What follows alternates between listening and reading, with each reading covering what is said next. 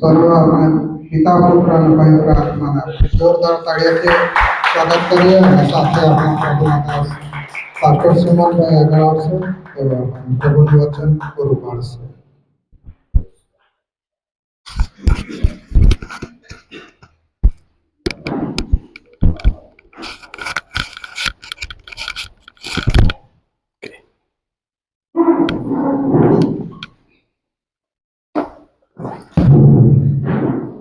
Hallelujah hallelujah थोड़ी ठंडी उड़ाड़िए. Hallelujah good morning.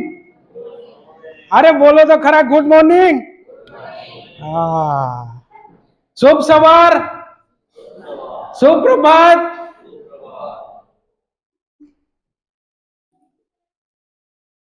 આપણે પરમેશ્વરના કૃપાસનની પાસે અને તેના દયાસનની પાસે આવ્યા છે. હાલેલુયા.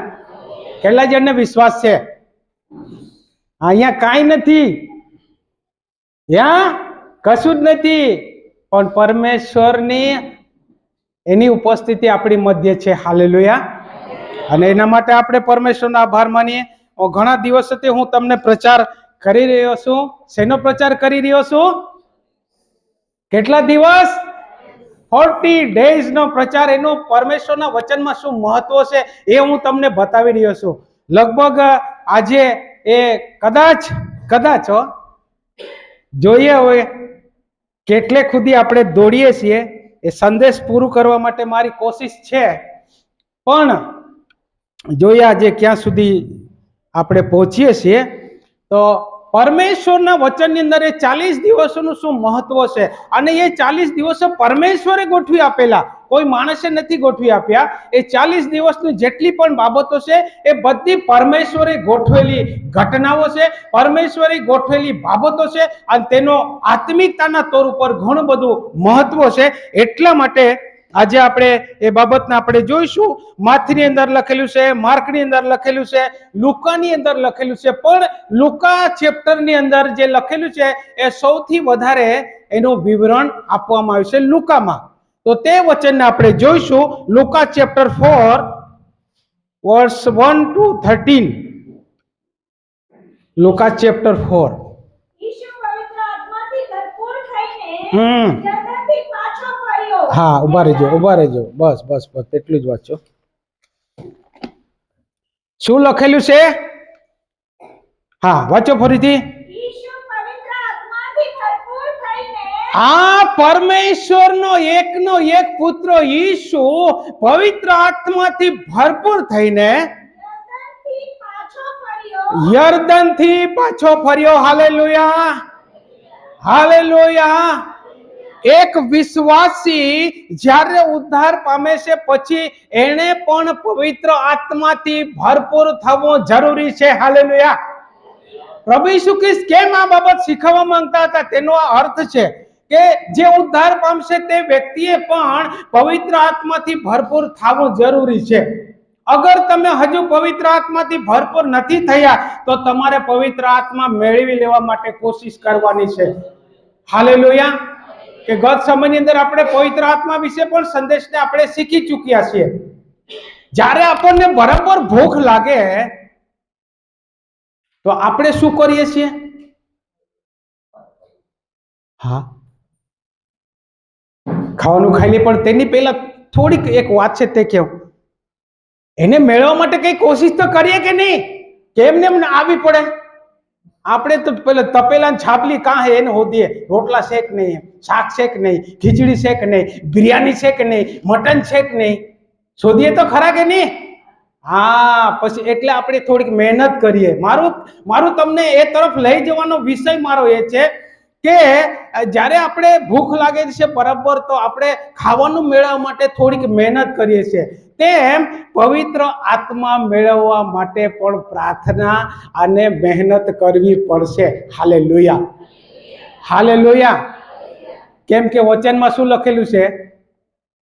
આળસુઓને કોઈ સ્થાન નથી સ્વર્ગ રાજ્યમાં.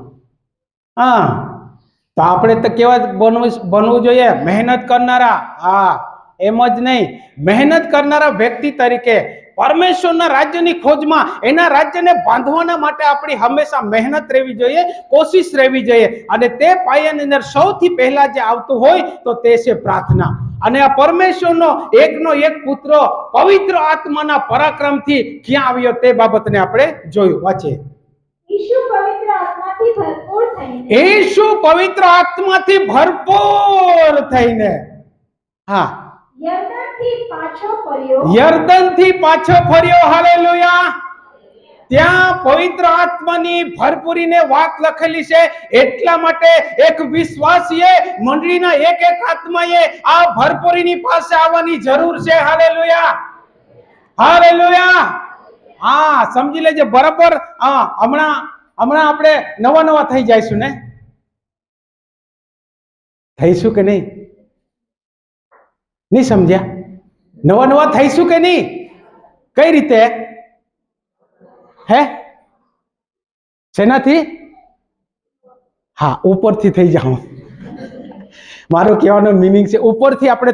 હું આજે નવા જ કપડા પહેરીને આવ્યો છું. ઉપરથી આપણે નવા થઈ જાઓ, પણ અંદરનો મહત્વ છે મારા વહાલાઓ. અંદરથી આપણે નવા થવાનું છે. અંદરથી આપણે ભરપૂર થવાનું છે, જેથી કરીને આપણે આત્મિક સેવકાઈ કરી શકીએ, જે વચનમાં લખેલું છે. નવા કપડા તો દર વર્ષે મળ્યા જ કરશે, પણ નવો સમય આવશે.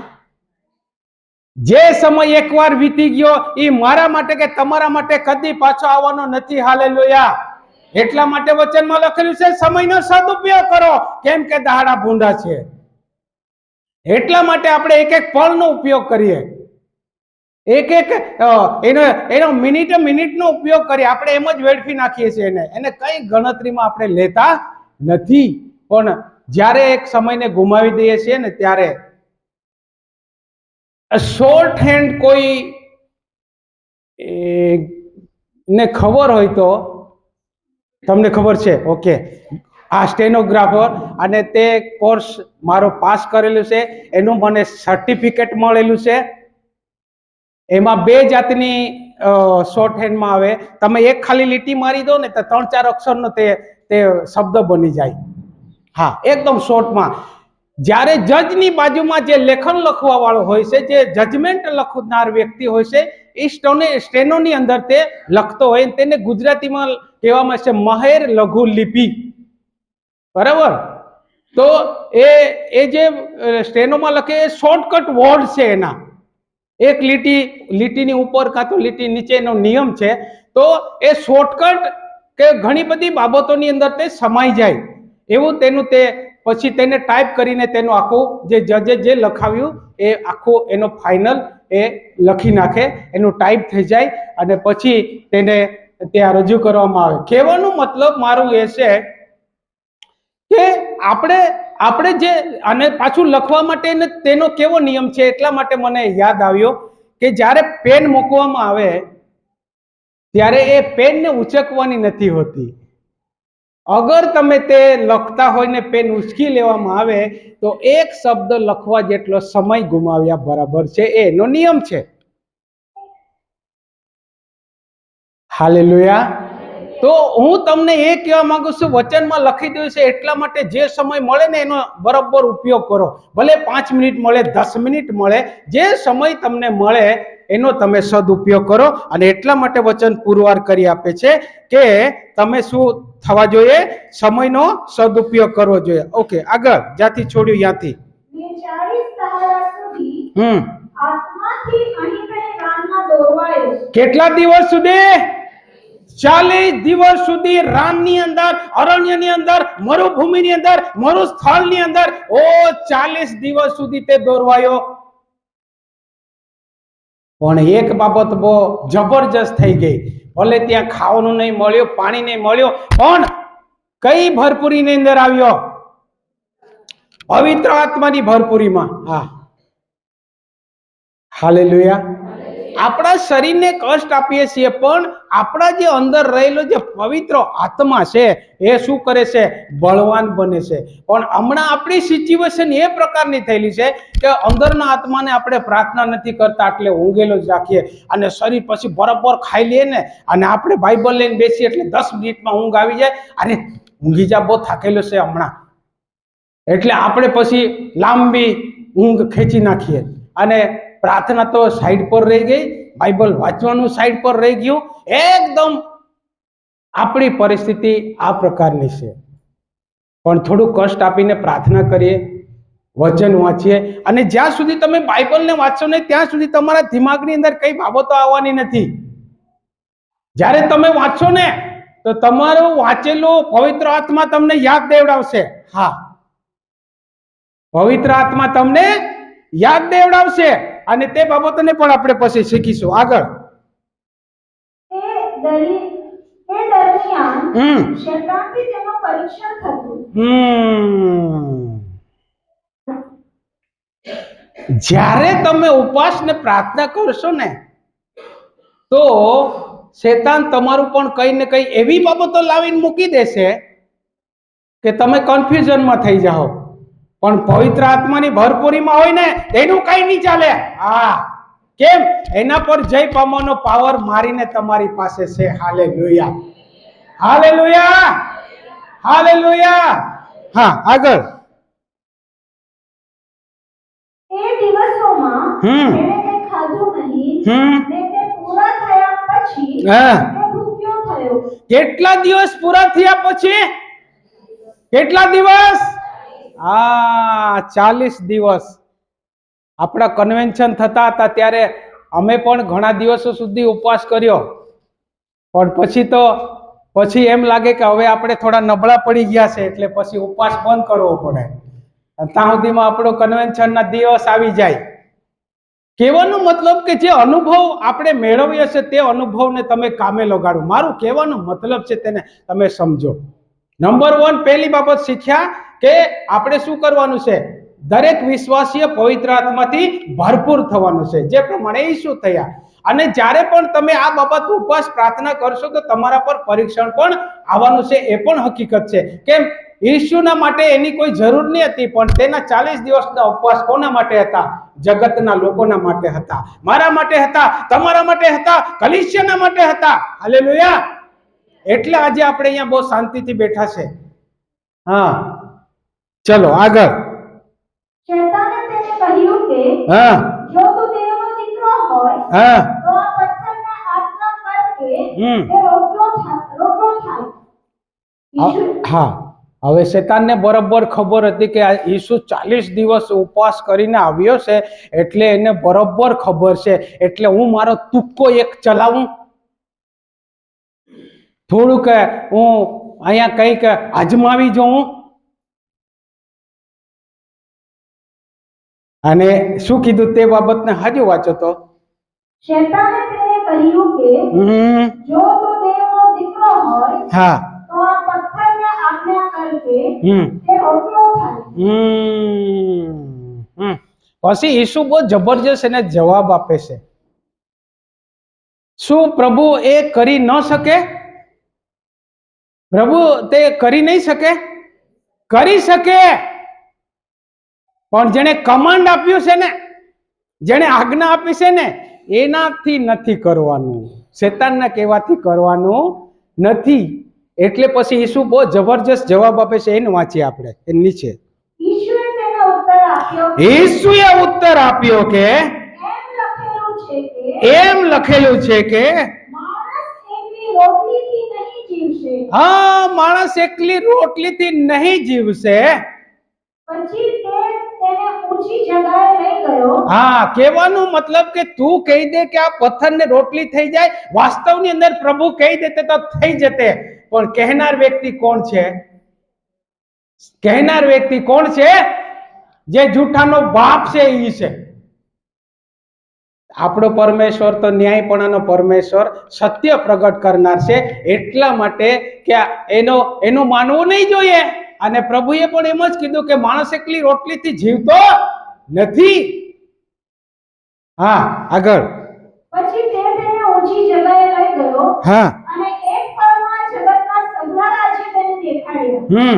શેતાને તેને કહ્યું કે આ બધાનો અધિકાર તથા મહિમા હું તને આપીશ, કેમ કે એ મારે સ્વાધીન કરેલું છે. હા અને જેને હું આપવા ચાહું તેને હું આપું છું. ઓહો, બીજી એક લાલચ.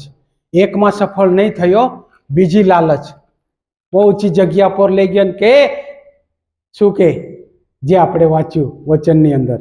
હાલેલુયા.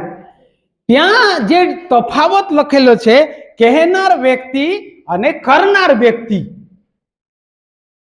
કહેનાર વ્યક્તિ કોણ છે? જે અંધકારની શક્તિનો અધિપતિ છે, તે કે આ બધું તને આપી દેવા. તો શું પરમેશ્વર એના દીકરાને નહીં આપી દે આ બધું? એના તો સાનિધ્યની અંદર, એનાથી સત્તાની અંદર છે જ, છતાં પણ એક પછી એક આ બે તુક્કા એને લગાવી જોયા, પણ તેમાં પણ તે કાંઈ સફળ થયો નહીં. હા ચલો 7 કલમ. માટે જો તું મારી આગળ પડીને ભજન કરશે હા તો તે સગળું તારું થશે. હા, આપણે કોની આરાધના કરી રહ્યા છીએ? હે? હા, અને એક જ વર્ડ્સની અંદર કેવું, એક જ શોર્ટકટની અંદર કેવું હોય તો આપણે ત્રિએક પરમેશ્વરની આરાધના કરીએ છીએ. હાલેલુયા. તમને કોઈ પૂછે તો તમારે કહેવાનું કે અમે તો ત્રિએક પરમેશ્વરને માનીએ છીએ, એની અમે આરાધના કરીએ છીએ. જેની અંદર ત્રિએક પરમેશ્વર એટલે પિતા આવી ગયા, પુત્ર આવી ગયા અને પવિત્ર આત્મા આવી ગયા, કે જે આપણો કાયમના માટે સહાયક છે, આપણો મદદગાર છે. હાલેલુયા. અને એટલા માટે આપણે ત્રિએક પરમેશ્વરની આરાધના કરીએ છીએ. અને શેતાન એવી લાલચ આપવા લાગ્યો કે તું પગે પડીને મારું ભજન કરે તો હું તને બધું આપી દઈશ. ભૂલમાં નાખવા માટેની કોશિશ. ઘણી વખત આપણા જીવનની અંદર પણ એવા જ ભૂલવા માટેની ગેરસમજની અંદર આપણને પણ તે કંઈક ને કંઈક કરતો જ રહે છે. પણ આપણને ખબર નહીં પડે તો તરત એ બાબતને લઈને પરમેશ્વર આગળ પ્રાર્થના કરો, પ્રભુ આ બાબત સાચી છે કે ખોટી છે? આ બાબત મારી સામે જે આવી છે એનામાંથી તમે રસ્તો કાઢો. તો આપણને એનું જરૂર માર્ગદર્શન મળશે. આગળ. ઈશ્વરે તેનો ઉત્તર આપ્યો કે હા એમ લખેલું છે કે તારે તારા દેવ પ્રભુનું ભજન કરવું ને એકલા તેની જ સેવા કરવી. એમ લખેલું છે, એમ લખેલું છે એટલે હું, તમે શું સમજ્યા ઈ કહો મને.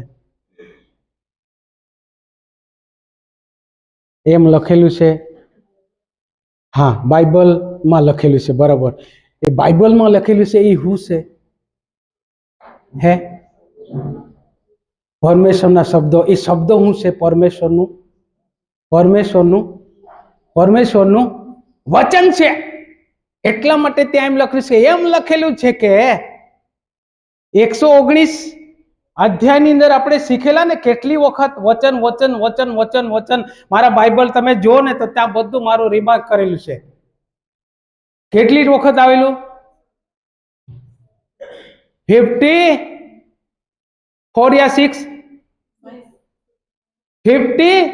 56 વખત લગભગ વચન શબ્દ આવ્યો છે.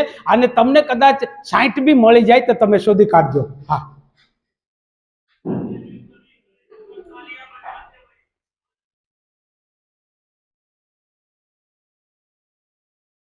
ક્યાં આવ્યા આપણે?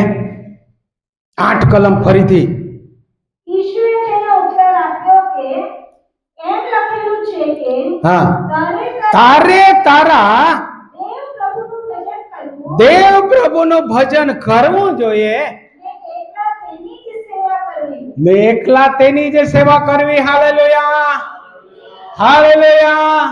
અને એટલા માટે યહોશુઆએ એમ કીધું કે હું ને મારા ઘરના તો યહોવાની જ સેવા કરીશું.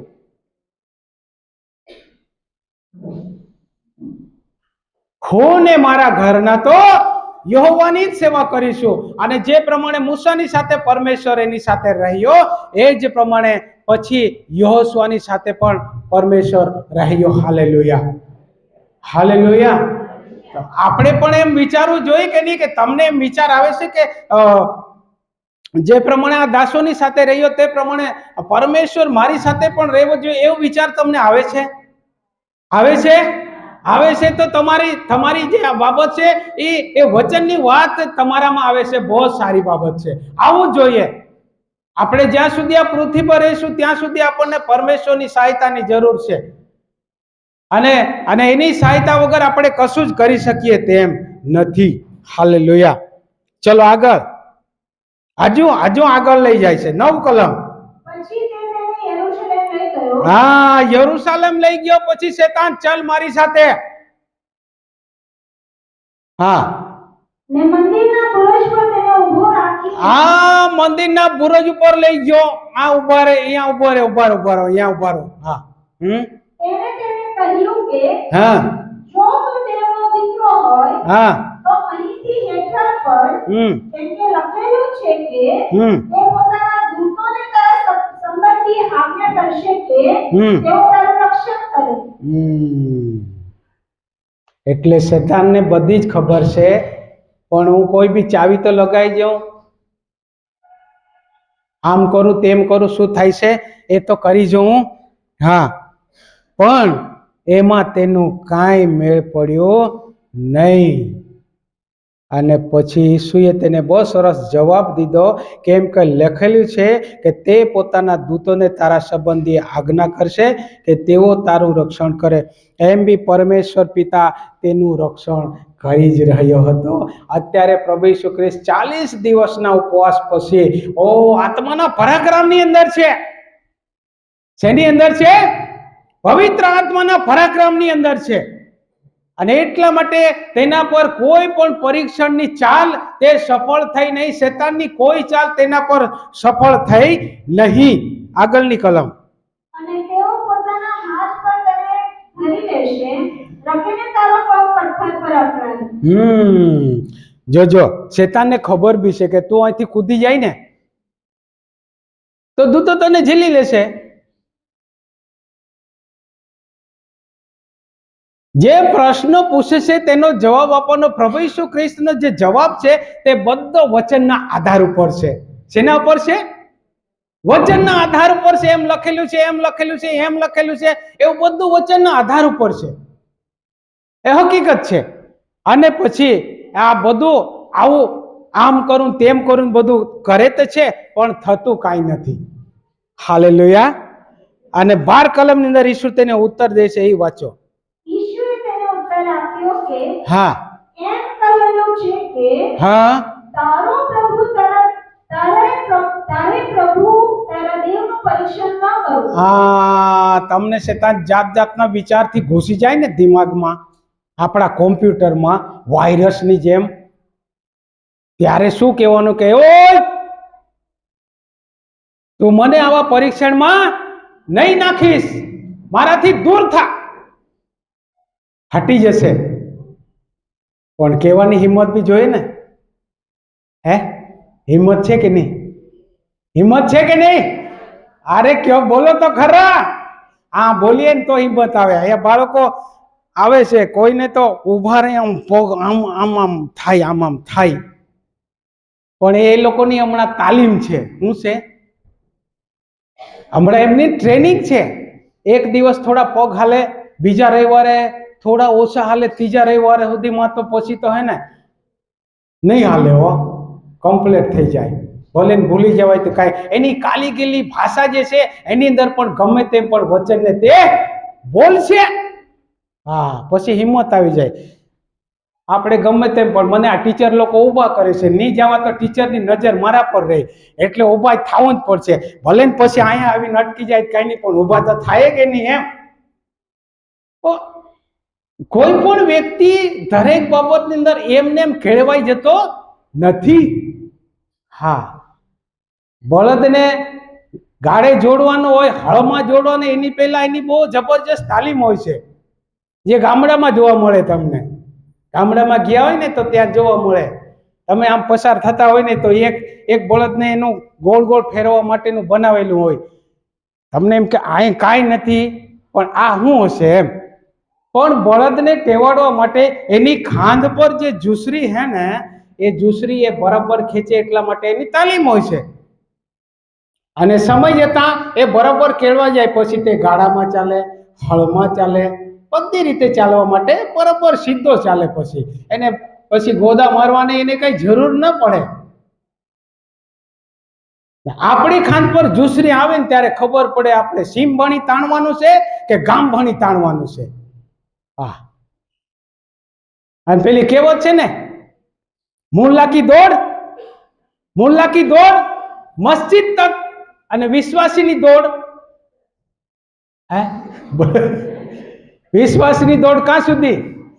હા, ચર સુધી. તો એટલું તો યાદ છે હો, જિંદગી ભર યાદ રાખવું પડશે, આપણી સંગતિનું સ્થળ છે આ. ક્યાં સુધી? એટલા માટે ઘણી વાર ગીત શાસ્ત્રમાં ઘણી જગ્યા પર આવ્યું છે મરણ પર્યંત, જીવન પર્યંત. આવ્યું છે કે નથી આવ્યું? શબ્દ આવ્યો છે ને? હા, તો એ બાબતને આપણે યાદ રાખવાની છે. ચલો, ક્યાંથી છોડ્યું? 11 કલમ થઈ ગઈ. 12 વાંચીએ. હજુ વાંચો એકવાર. ઈશ્વરે તેનો ઉત્તર આપ્યો કે હા, એમ કહેલું છે કે હમ. તારે પ્રભુ તારા દેવનું પરીક્ષણ ન કરવું. હા, તારે તારા દેવનું પરીક્ષણ ન કરવું. હાલેલુયા. એટલા માટે તમારી પાસે જો આવી રીતના કઈ સમસ્યા આવે, તરત જ તેને ધમકાવો, એને દૂર કરો. એ મારા કામનું નથી, જા ભાઈ. અગર તમે એને ધમકાવશો નહીં તો થોડું કરીને છે ને શું કરશે ખબર? વધારે જગ્યા લઈ લેશે. શું કરશે? વધારે જગ્યા લઈને આપણને એની એ બાબતો આપણા દિમાગની અંદર નાખ્યા કરશે, જે આપણને પરેશાન કરી નાખશે. હા, ચલો 12 કલમ. ઈશ્વરે તેનો ઉત્તર આપ્યો કે એમ કહેલું છે કે હા. તારે પ્રભુ તારા દેવનું પરીક્ષણ ન કરવું. આગળ. પછી શૈતાન સર્વ પરીક્ષણ પૂરું કરીને પછી શૈતાન સર્વ પરીક્ષણ પૂરું કરીને, બહુ મહત્વનો શબ્દ ત્યાં આવ્યો છે, એ તરત તમારું ધ્યાન દોરવા માંગુ છું. હા, કંઈક મુદત સુધી તેની પાસેથી ગયો. કંઈક મુદત સુધી તે એની પાસેથી ગયો. હવે ઈસુ તો પરમેશ્વરનો એકનો એક પુત્ર હતો, તેનું પરીક્ષણ કરવા માટે આ શૈતાન હાજર થઈ ગયો. તો હમ કિસ ખેત કી મૂલી હે? આપણે કયા ખેતરના મૂળાઓ છે કે આપણું તે પરીક્ષણ ન કરે? પણ ત્યાં એક શબ્દ આવ્યો છે, એ કહેવા માંગુ છું. કેટલા મુદત સુધી? હા, એટલે પ્રભુ ઈસુ પાસેથી શૈતાને બધું પરીક્ષણ કરીને નાઠો પછી મારીને તમારી પાછળ ને પાછળ રહેશે. હા, રહેશે કે નથી રહેતો? રહેશે કે નથી રહેતો? દેખાતો નથી પણ અહીંયા ભરાઈ જાય. કઈ ને કઈ વિચારથી લડ્યા જ કરે, કઈ ને કઈ વિચારથી લે, તું હવે આમ કર, તેમ કર, એ નથી સારું, આ કર ને, જે ખોટો એ કરાવે આપણને. તો પ્રભુ ઈસુની પાછળ શૈતાન એ રીતે લાગેલો હતો, તો પછી આપણી પાછળ પર એ રીતે વિચારથી તે લડે છે, પણ આપણે સંઘર્ષ કરવાનો છે. ટ્રકની પાછળ બહુ સરસ લખેલું હોય છે, જીવન એક સંઘર્ષ છે. અને આપણા વચનની અંદર પણ લખેલું છે, વિશ્વાસના માટે સંઘર્ષ. તે લખેલું હોય તેના કરતા તો આપણી પાસે બહેતર છે, એ બાબતને આપણે જાણીએ છીએ. હાલેલુયા. એટલા માટે આ 40 દિવસનું જે મહત્વ છે તે પ્રભુ ઈસુ ખ્રિસ્ત શું કહેવા માંગતો હતો, એ પવિત્ર આત્માની ભરપૂરીની અંદર આવ્યો અને શૈતાનના બધા પરીક્ષણો પર જય પામ્યો. Hallelujah, hallelujah. આપણે પણ એક દિવસે જય પામીશું. વિશ્વાસ છે? વિશ્વાસ છે? આમેન. તમારા વિશ્વાસ પ્રમાણે થાવ. હાલેલુયા. ચલો 14 કલમ.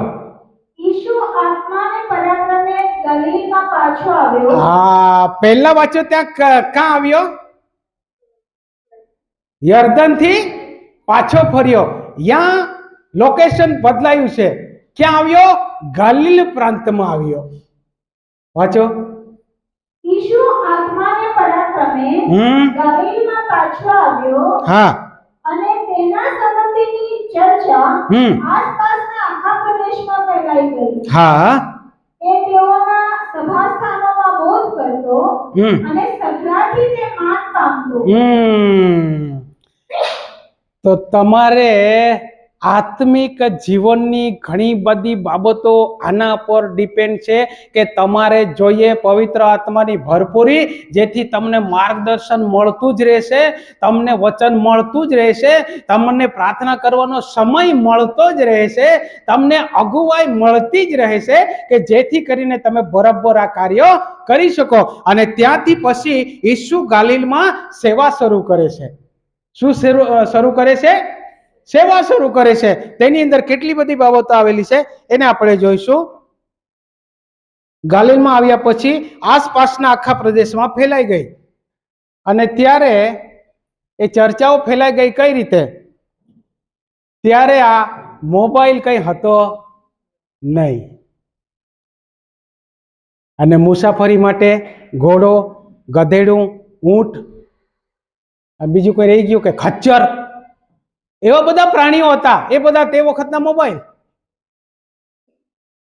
તે વખતના સાધનો, કાં તો પછી પગે ચાલીને જવું પડે. પણ ત્યાં પછી ઈસુ ગાલિલમાં સેવા જે શરૂ કરે છે ને, કઈ કઈ સેવા કરે છે? 15 કલમ વાંચો.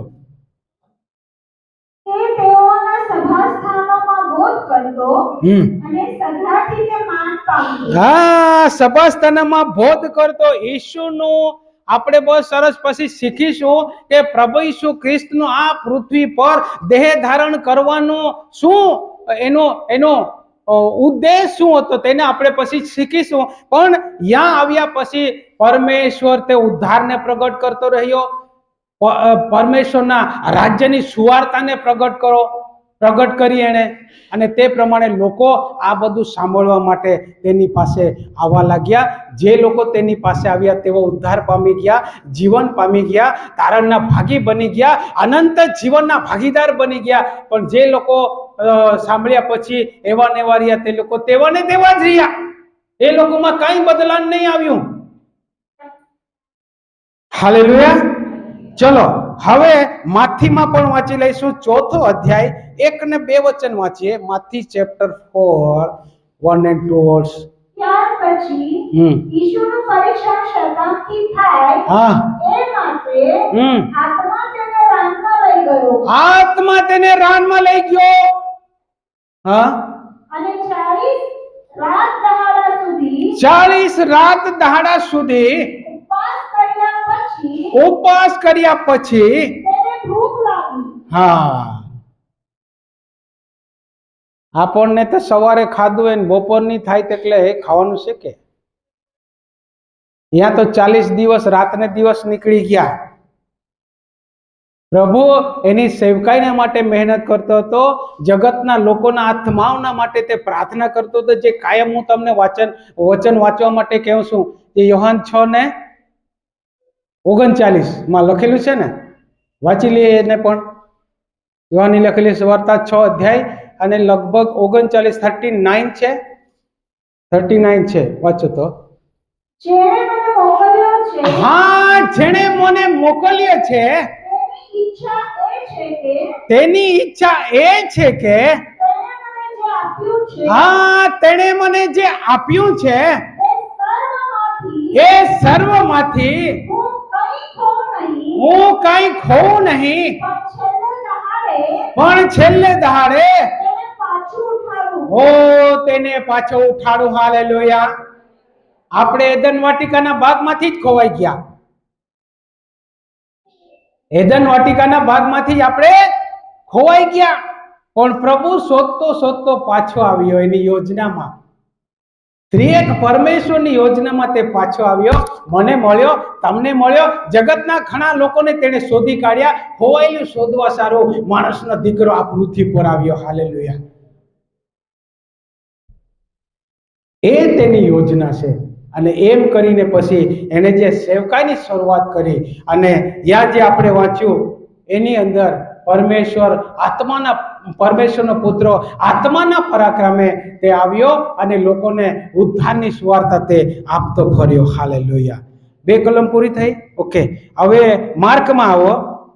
માર્કની લખેલી સુવાર્તા 1 અધ્યાય અને તેની 12 ને 13 કલમ વાંચો. ત્યાં પણ એના વિશેની પૂર્તતા કરવામાં આવી છે, તેને પણ આપણે વાંચી લઈએ. અને તરત આત્મા તેને રાનમાં લઈ જાય અને તરત આત્મા તેને રાનમાં લઈ જાય છે. અને રાતમાં 40 દાડા સુધી તે રહ્યો. હા, રાનમાં તે 40 દાડા સુધી રહ્યો અને શેતાનથી તેનું પરીક્ષણ થયું. અને શેતાનથી તેનું પરીક્ષણ થયું. અને જંગલી પશુઓની સાથે તે હતો. જંગલી પશુઓની સાથે તે હતો. અને દૂતોએ તેની સેવા કરી. તેની સેવા કરવા માટે સ્વર્ગમાંથી દૂતો આવી ગયા. કોણ આવી ગયા? દૂતો આવી ગયા. પરમેશ્વર એક એક આત્માના ઉદ્ધારના માટે કેટલી મહેનત કરે છે તેને આપણે સમજવા કોશિશ જરૂર કરીશું. તો તમારી આજુબાજુમાં છે જે લોકો નથી આવ્યા, સોનગઢ શહેરમાંથી જેટલા આત્મા પ્રભુ બચાવવાનો હશે તેને બચાવવા માટેની પ્રાર્થના કરો. રાજુભાઈ એકવાર શું કીધેલું હતું? કેવી પ્રાર્થના? એનું નામ આપેલું હતું. કેવી પ્રાર્થના? સ્વાર્થી પ્રાર્થના. ફક્ત આપણા માટે જ કરીએ ને એ સ્વાર્થી પ્રાર્થના, પણ બીજાના બચાવના માટે પ્રાર્થના કરવાની છે ને એ આપણે શીખવાનું છે. એક વિશ્વાસી આ બાબતને શીખવાની છે. હા, કે પ્રભુ એના માટે એને પ્રાયશ્ચિત કરવાની જરૂર હતી કે આપણને જરૂર હતી? આપણને પ્રાયશ્ચિત થવા માટે આપણની જરૂર હતી, પણ આપણો જે દંડ હતો તે બધો એને માથે લઈ લીધો. પોતે બલિદાન થઈ ગયો અને આજે જે આપણે અહીંયા બેઠા છે એ એના બલિદાનના દ્વારા છે, એના જીવનના દ્વારા છે, એના ઉદ્ધારના દ્વારા છે, એના તારણના દ્વારા છે. બાકી બીજી કોઈ હેસિયત મારી કે તમારી નથી. એટલા માટે આપણે એ બાબતને બરાબર શીખી લઈએ અને એ બાબતને માન આપીએ. ચલો, ત્યાં સુધી બધું બરાબર. પ્રભુ ઈસુ ખ્રિસ્ત મનુષ્યના અવતારની અંદર આ પૃથ્વી પર આવ્યો, સેવા કરી, બલિદાન થઈ ગયો.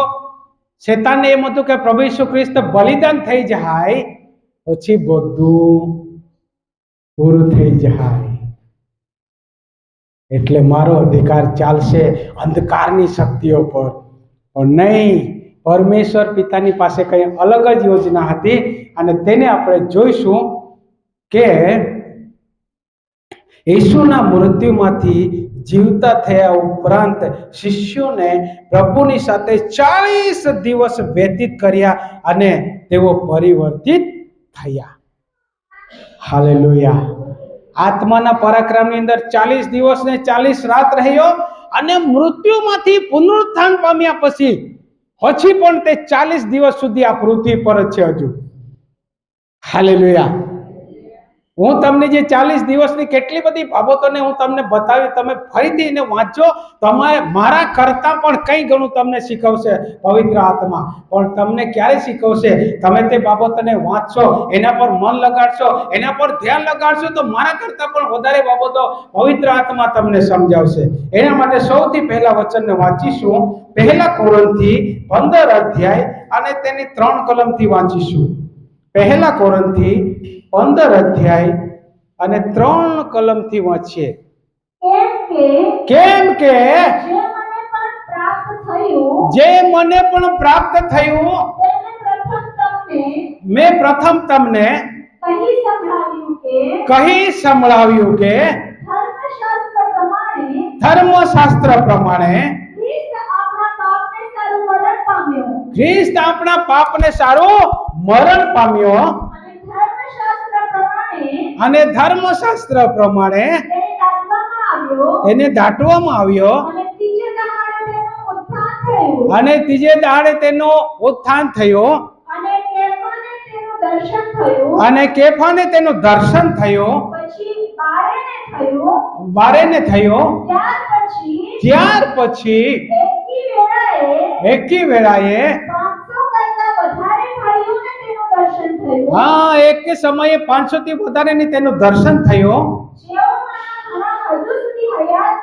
હા હા.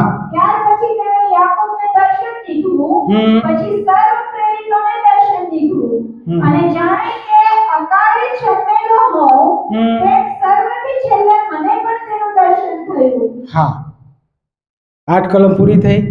ઓકે, 11 કલમ.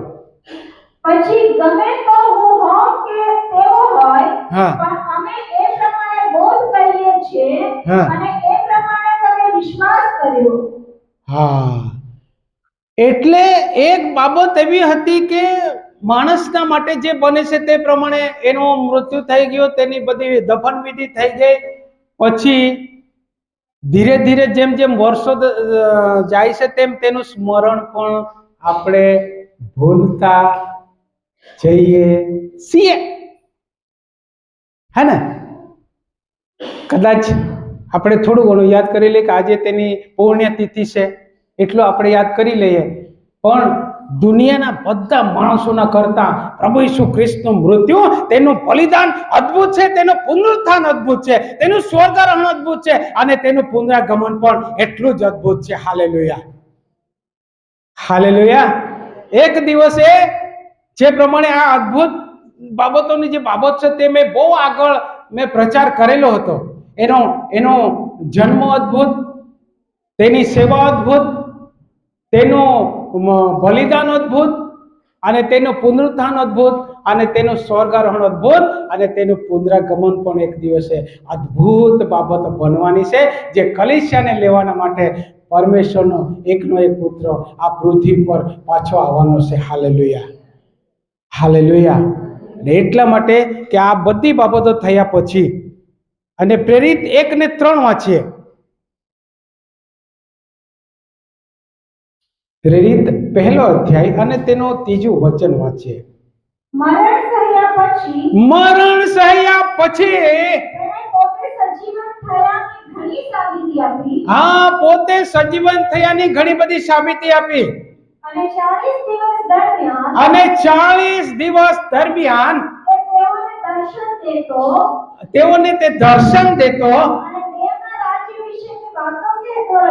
અને દેવના રાજ્ય વિશેની વાતો કરતો રહ્યો. Hallelujah, hallelujah.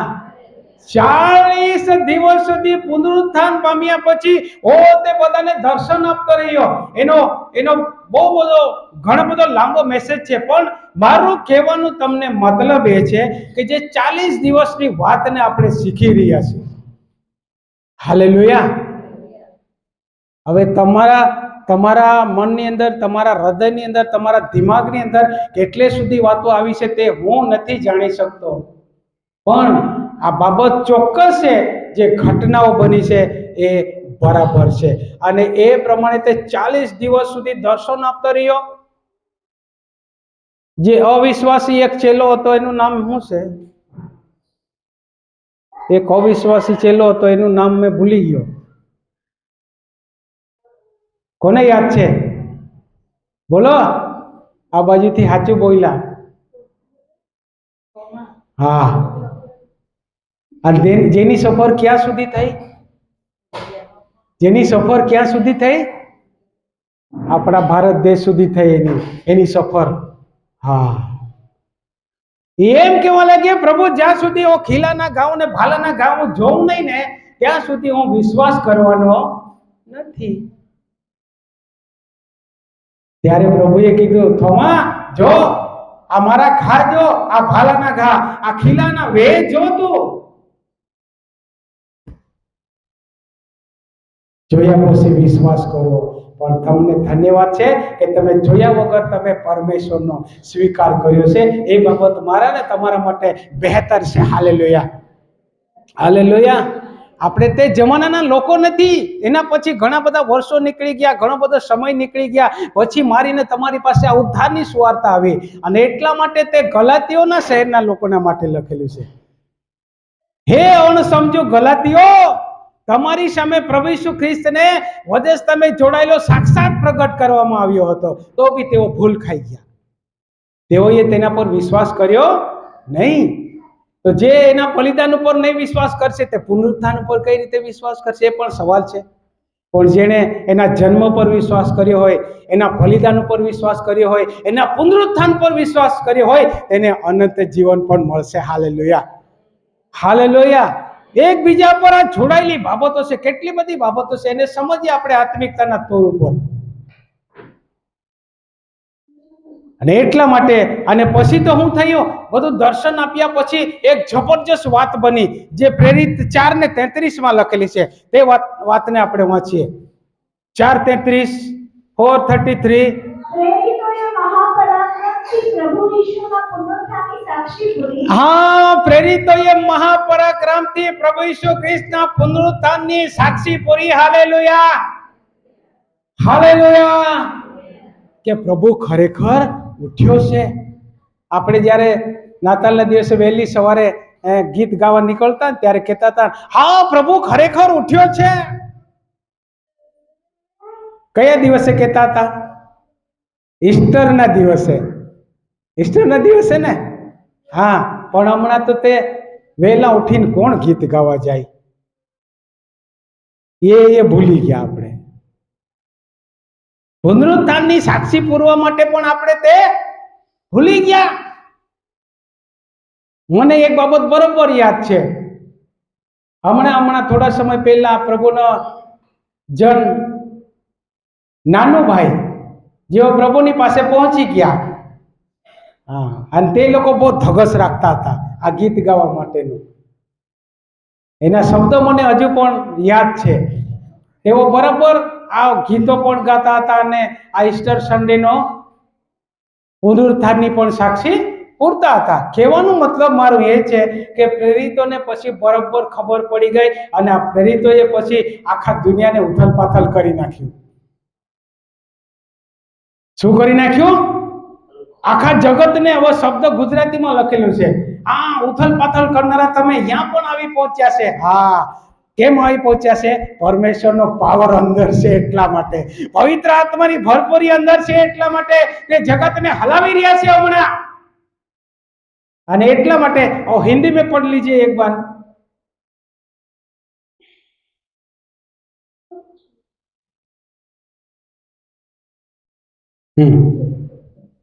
प्रेरित बड़ी सामर्थ से, बड़ी सामर्थ, प्रेरित बड़ी सामर्थ है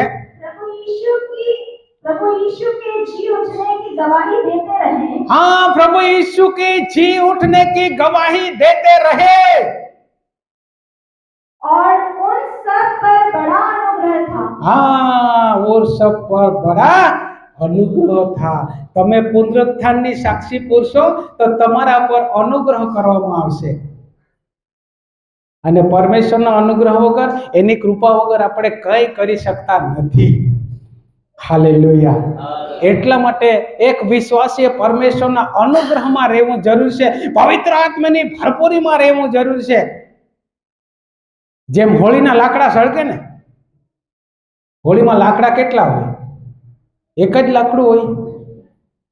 અરે આટલે સુધી બધું લાકડા ઉભા કરેલા. અમારા ગામમાં તો બહુ લાકડા મળે એટલે કઈ કેટલા ગાડાવાળા લાકડા ભરી નાખી જાય. હા, હોળી સળગાવવા.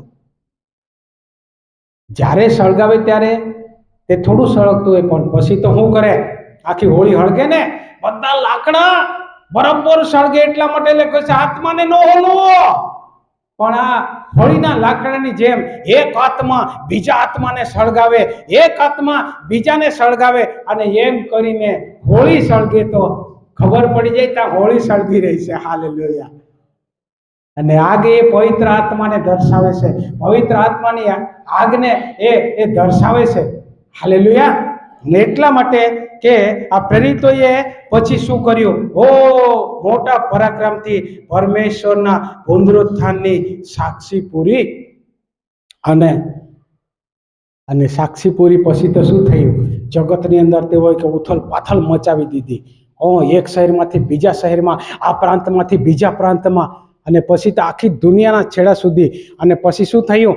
યરુશલેમની મંડળી પર શું થયું? યરુશલેમની મંડળી પર શું થયું? સતાવણી થઈને બધા તીતર બીતર થઈ ગયા. હવે અહીંયા કોઈ પરમેનન્ટ નહીં, જાઓ દુનિયાના છેડા સુધી. હા, ભાગો. અને જ્યાં ગયા ત્યાં શું કરતા ગયા? જ્યાં ગયા ત્યાં ઉદ્ધારની સુવાર્તાને પ્રગટ કરતા ગયા, પરમેશ્વરના રાજ્યને બાંધતા ગયા. અને પ્રભુએ તેઓના જીવનના દ્વારા, તેઓના કાર્ય દ્વારા પરમેશ્વરે આ જબરજસ્ત કાર્ય કરાવ્યું. Hallelujah, hallelujah. હા, પરમેશ્વરની પાસે આપણને એક જગ્યાએથી બીજી જગ્યાએ લઈ જવાના માટે બહુ બધા વિકલ્પ છે એના પાસેથી. હા, એની પાસે બહુ બધી યોજના છે, ઘણા બધા વિકલ્પ છે. પણ તે આપણને સમજવા પડે ત્યારે તે આપણી આગળ ખુલ્લા થાય. હાલેલુયા. અને એમ કરીને પછી પ્રભુ ઈસુ ખ્રિસ્ત સ્વર્ગારોહણ થઈ ગયો તે વચનને પણ આપણને ખબર છે. અને જ્યારે એના 10 દિવસ પછી એટલે કે 50મા દિવસે આપણને એક સહાયક આપવામાં આવ્યો જેનું નામ છે પવિત્ર આત્મા. હાલેલુયા. જે મારીને તમારી સાથે રાત ને દિવસ રહેશે, પણ તેને જગાડતા રહ્યો. એને જગાડવો. કઈ રીતે જગાડશો? પ્રાર્થનાથી, વચનથી, આભાર સ્તુતિથી, પરમેશ્વરની આગળ ગીત ગાવાથી, પરમેશ્વરને આરાધના કરવાથી આપણો આત્મા. અને ઘણી બધી જગ્યા પર લખેલી હોય ભીત ઉપર, પ્રાર્થના એ આત્માનો ખોરાક છે. આપણે શરીર માટે તો બરોબર ખાઈ લઈએ, આ સુધી આવી જાય ત્યાં સુધી બસ કરો હવે, પણ આત્માને ભૂખ્યો જ રાખીએ. આપણી ગાડીના 2 વ્હીલ, આપણી ગાડીના 4 વ્હીલ, આપણી ગાડીના 8 વ્હીલ, એ બધા વ્હીલો ચાલવા જોઈએ. એકાદમાંથી હવા નીકળી ગઈ તેમ બી ઉપાધિ. કહેવાનો મતલબ છે એ બધું વ્હીલો રહેવું જોઈએ. એટલે પછી આપણો અને તો શરીર આપણા આત્માને શું કરી નાખશે? અબોળ કરી નાખશે. આપણે બંને બાબતોની અંદર સરખા જ રહેવાનું છે કે જેથી કરીને આપણી જીવનની ગાડી બરાબર ચાલે. હાલેલુયા. હાલેલુયા. હાલેલુયા. તો ત્યાં સુધી એ 40 દિવસની બાઇબલની ઘટનાઓ લખેલી છે તે બધો પ્રચાર મેં કરી નાખ્યો, જૂના કરારથી માંડીને નવા કરાર સુધી. એક દિવસમાં બધું પૂરું નહીં થયું. અગર હજુ કઈ રહી ગયું હોય તો તમે શોધી કાઢજો. હજુ કઈ 40 દિવસની ઘટના રહી ગઈ હોય ને તો તમે શોધી કાઢજો. તો ક્યારે એ તમને જળશે? જ્યારે તમે શોધશો, આ પરમેશ્વરના વચનને વાંચશો, ત્યારે તમને જળશે.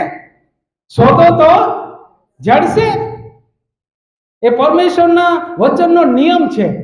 એટલા માટે જે બી સમય મળે ને એ સમયે તમે એ સમયનો સદુપયોગ કરો. અને જ્યારે તમે મનન કરશો ને તો એક પછી એક પવિત્ર આત્મા તેના વચનો તમારા દિમાગમાં ઉતરતા જ રહેશે, ઉતરતા જ રહેશે, ઉતરતા જ રહેશે. મેં તમને એક દિવસે 40 કિલોમીટરની વાત કરેલી હતી. હમણાં 5 મહિના ઉપર થઈ ગયા છે, મેં ગાડી હાંકવાની બંધ કરી દીધી છે. પણ અહીંથી ગાડી પર બેસું ને એટલે ખેતર સુધી પહોંચું ને ત્યાં સુધી બસ પરમેશ્વરના વચનને વાગોળતો જાઉં, વાગોળતો જાઉં, આરાધના કરતો જાઉં. ક્યારે રસ્તો કપાઈ ગયો કઈ ખબર નહીં પડે. સમયનો સદુપયોગ. કહેવાનો મતલબ છે મારા કરતા કઈ અનુભવ તમારી પાસે પણ હશે. મારા કરતા કઈ અનુભવ તમારી પાસે પણ હશે. એને કામે લગાડો અને એમ કરીને તમે પરમેશ્વરના રાજ્યના ખોજી બની શકો એવી મારી પ્રાર્થના છે. પ્રભુ તમને આ વચનથી દરેકને આશીષિત કરો. આમેન.